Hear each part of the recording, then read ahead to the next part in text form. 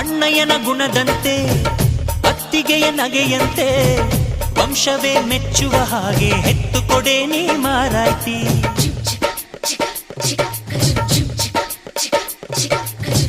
ಹಿರಿಯರನ್ನು ಗೌರವಿಸೋ ತಮ್ಮಯ್ಯನ ನಡತೆಯಂತೆ ಹತ್ತೂರ ಮುತ್ತಾನೊಂದ ಕೆತ್ತು ಕೊಡೆ ನೀ ಗೌಡತಿ. ನೀವು ಕೇಳಿದ್ದು ಕೊಡೋಕಿದೆ ತಿನ್ಸಿ ಅಂಗಡಿನ, ನೀವು ಬಯಸಿದ್ದು ತರೋಕಿದೆ ಮಂಡಿಪೇಟೆನ. ಅಯ್ಯೋ ಅಕ್ಕ ಯಾಕೆ ಹಿಂಗೆ ಜಗಳ ಕಾಯ್ತೀಯ, ಅವರು ಕೇಳಿದ್ನ ನೀ ಯಾಕೆ ತಪ್ಪು ಅಂತೀಯ. ನನ್ನ ಹೆಂಡತಿ ಜಾಣೆ ಇವಳು ಅರ್ಥ ಮಾಡಿಕೊಂಡು ಸುಮ್ಮನೆ ಬಾಯಿ ಮುಚ್ಚು.